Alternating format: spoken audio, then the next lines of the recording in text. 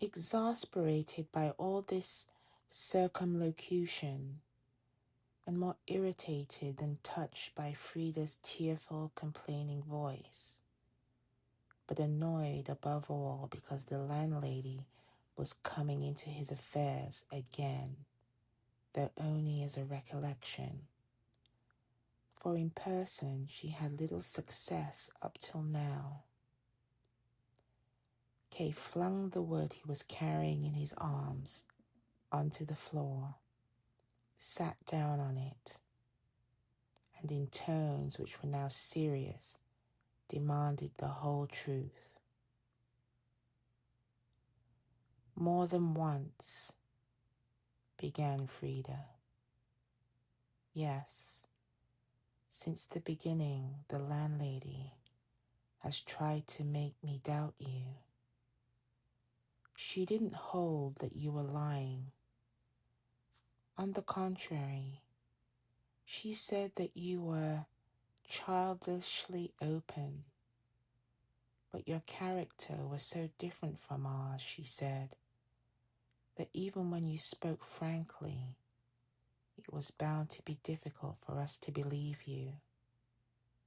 And if we did not listen to good advice, we would have to learn to believe you through bitter experience. Even she, with her keen eye for people, was almost taken in. But after her last talk with you in the Bridge Inn, I am only repeating her own words. She woke up to your tricks, she said.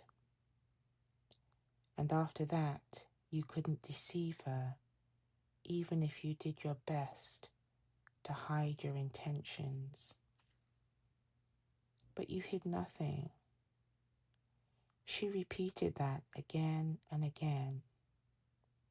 And then she said afterwards, try to listen to him carefully at the first favorable opportunity, not superficially, but carefully, carefully. That was all that she had done, and your own words had told her all this regarding myself, that you made up to me. She used those very words, only because I happened to be in your way, because I did not actually repel you, and because, quite erroneously, you consider the barmaid the destined prey of any guest who choose to stretch out his hand for her. Moreover, you wanted, as the landlady learned at the Herrenhof, for some reason or other to spend that night at the Herrenhof, and that in no circumstances be achieved except through me. Now all that was sufficient cause for you to become my lover for one night.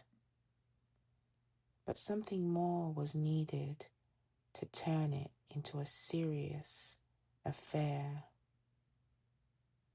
And that something more was clam. The landlady doesn't claim to know what you want from clam. She merely maintains that before you knew me, you strove as eagerly to reach clam as you have done since. The only difference was this, that before you knew me, you were without any hope, but that now you imagine that in me you have a reliable means of reaching clam, certainly and quickly, and even with advantage to yourself. How startled I was.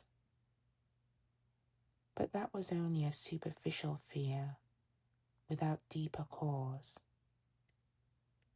When you said today that before you knew me, you had gone about here in a blind circle. These might actually be the same words that the landlady used.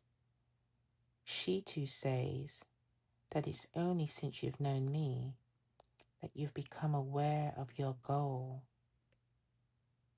That's because you believe you have secured in me a sweetheart of clams, and so possess a hostage which can only be ransomed at a great price. Your one endeavor is to treat with clam about this hostage, as in your eyes I am nothing and the price everything. So you're ready for any concession so far as I'm concerned. But as for the price, you're adamant. So it's a matter of indifference to you that I've lost my post at the Herrenhof, and that I've had to leave the Bridge Inn as well. A matter of indifference that I have to endure the heavy work here in the school.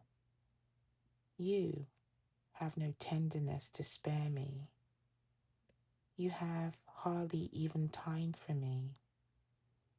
You leave me to the assistants. The idea of being jealous never comes into your mind.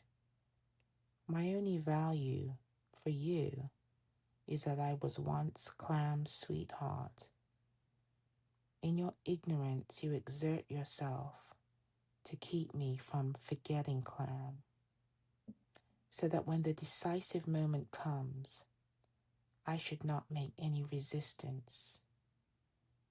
Yet at the same time, you carry on a feud with the landlady, the only one you think capable of separating me from you. And that's why you brought your quarrel with her to a crisis, so as to have to leave the Bridge Inn with me. But that, so far as I'm concerned, I belong to you whatever happens. You haven't the slightest doubt. You think of the interview with Clam as a business deal, a matter of hard cash. You take every possibility into account. Providing that you reach your end, you're ready to do anything. Should Clam want me, you are prepared to give me to him. Should he want you to stick to me, you'll stick to me. Should he want you to fling me out, you'll fling me out. But you're prepared to play a part too. If it's advantageous to you, you'll give out that you love me. You'll try to combat his indifference by emphasizing your own littleness, and then shame him by the fact that you're his successor. Or you'll be ready to carry him the protestations of love for him, which you know I've made, and beg him to take me on again. Of course, on your terms. And if nothing else answers, then you'll simply go and beg from him in the name of Kay and wife. But the landlady said finally, when you see, then, that you have deceived yourself in everything, in your assumptions and in your hopes, in your ideas of Clam and his relations with me, then my purgatory will begin. For then, for the first time, I'll be in reality the only possession you'll have to fall back on. But at the same time, it will be a possession that has proved to be worthless, and you'll treat it accordingly. seeing that you have no feeling for me, but the feeling of ownership.